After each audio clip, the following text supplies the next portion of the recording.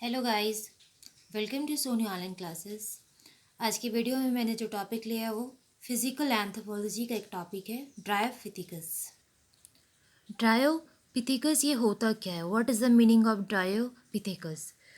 तो a fossils anthropoid ape of the middle Miocene to early Pliocene periods of a genus including the supposed common ancestor of gorillas, chimpanzees and humans। कहने का मतलब है कि ये जो app है वो एप्स और मैन के बीच का एक लिंक है, एक कड़ी है। ये कॉमन एंसेस्टर हो गए इंसानों के भी और एप्स के भी। इसी के बारे में अब डिस्कस करेंगे।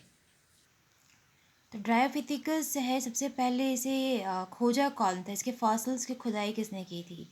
1856 में प्रोफेसर लार्टेट ने इसकी खुदाई की थी और इन्होंने साउथ फ्रांस से किया था इसकी खोज, और इसी के कारण इसका नाम ड्रायोपिथेकस रखा गया। तो 1856 से प्रोफेसर लार्टेट ने इसकी खुदाई की और खुदाई के दौरान उन्हें यहाँ से क्या मिला? तो ड्रायोपिथेकस का लोअर जॉ मिला था। फिर इसके बाद फिर 1890 में फिर से खुदाई किया गया और इसी इलाके से साउथ फ्रांस से ही फिर से उन्हें क्या मिला? इस इलाके में जब उन्होंने खुदाई किया तो फिर से उन्हें एक लोअर जॉ मिला। उन्होंने इसका नाम क्या रख दिया? ड्रायोपिथेकस रखा। तो ड्रायोपिथेकस है, इसकी सबसे पहले इस फॉसिल्स की खुदाई करने वाले जो थे प्रोफेसर लार्टेट थे। फर्स्ट में उन्होंने 1856 में किया था, देन 1890 में फिर उन्होंने किया था।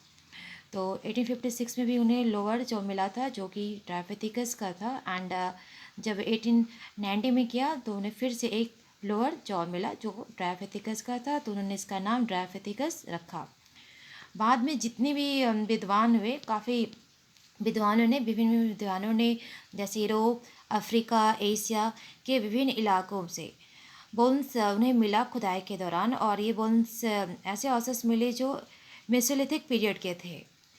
तो प्रोफेसर लार्टेट के खोजे गए और से यानी जो फॉसिल्स जो उन्होंने खोजा था उसी से ये मिलते जुलते थे, इसलिए इन लोगों के द्वारा कहा कि ये एक समय ऐसा था कि ड्रायोपिथेकस वो वर्ल्ड में सभी कोने में थे, संसार के विभिन्न विभिन्न इलाकों में वो फैले हुए थे। हर जगह जो पाए गए थे वो क्या थे? वो ड्रायोपिथेकस थे, उन्हीं के फॉसिल्स मिले हैं। सभी अवशेषों को देखकर ऐसा मालूम हुआ कि यह लगभग 12 प्रकार के थे। इनके जितने भी फॉसिल्स मिले थे, ऑसस मिले थे, उन अवशेषों को देखकर लगा कि 12 टाइप्स के ड्रायोपिथेकस पाए जाते हैं, लेकिन जो मेनली जो है वो 12 में जो मेनली जो टाइप्स है वो 3 टाइप्स है ड्रायोपिथेकस के, जैसे ड्रायोपिथेकस रेननस, ड्रायोपिथेकस फर्टेनी, ड्रायोपिथेकस डार्वाइन। ये सभी ड्रायोपिथेकस के जो मोलर टीथ है वो एक्स पैटर्न के थे। जो मोलर टीथ थे क्या थे? वो एक्स पैटर्न के थे। ड्रायोपिथेकस डार्वाइन के विषय में कहा जाता है कि यह वन मानुस था, यानी एप्स था। एप्स कितने टाइप्स के होते हैं? How many types of apes? तो there are 4 types of apes: gorilla, orangutan, chimpanzee. These are example of apes: chimpanzee, gorilla, orangutan और गोरिल्ला, गिब्बल। तो ये 4 टाइप्स के एप्स है। तो कहा गया कि ड्रायोपिथेकस भी है वो एक एप्स में ही आता है, तो उसे एंसेस्टर ही माना जाता है एप्स एंड ह्यूमंस का।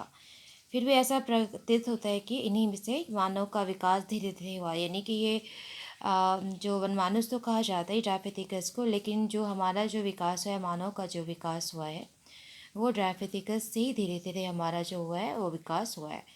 ये जंगल में रहते थे, जंगल में ही रहते थे क्योंकि इन्हें उतना नॉलेज था नहीं, क्योंकि ये बीच के कड़ी थे एप्स और मैन के। तो ये जंगल में रहते थे और मुख्य रूप से ये चौपाया थे, मीन्स 4 पैरों पे चलते थे। कभी कभी ही ज़मीन पर चल पाते थे, तो हमेशा ये पेड़ों पर ही रहते थे। इसका जो विकास है मानव में कहाँ हुआ है? तो इसका विकास मानव में एशिया, अफ्रीका के मरुभूमि के इलाकों से हुआ है। तो गाइज़ ये ड्रायोपिथेकस का मीनिंग हो गया, एंड उसकी खुदाई कब किसने की थी, कहाँ से की थी, इसका नेम क्यों पड़ा, तो ये हम इस वीडियो में हम देखें। तो ड्रायोपिथेकस ये एक फिज़िकल एंथ्रोपोलॉजी का एक इम्पॉर्टेंट टॉपिक है, और इसे कॉमन एंसेस्टर माना जाता है गोरिल्ला, चिंपांजी, गिब्बल, ओरंगुटान एंड ह्यूमंस का। फिर मिलते हैं इन्हीं वीडियो में इन्हीं टॉपिक के साथ। जय हिंद।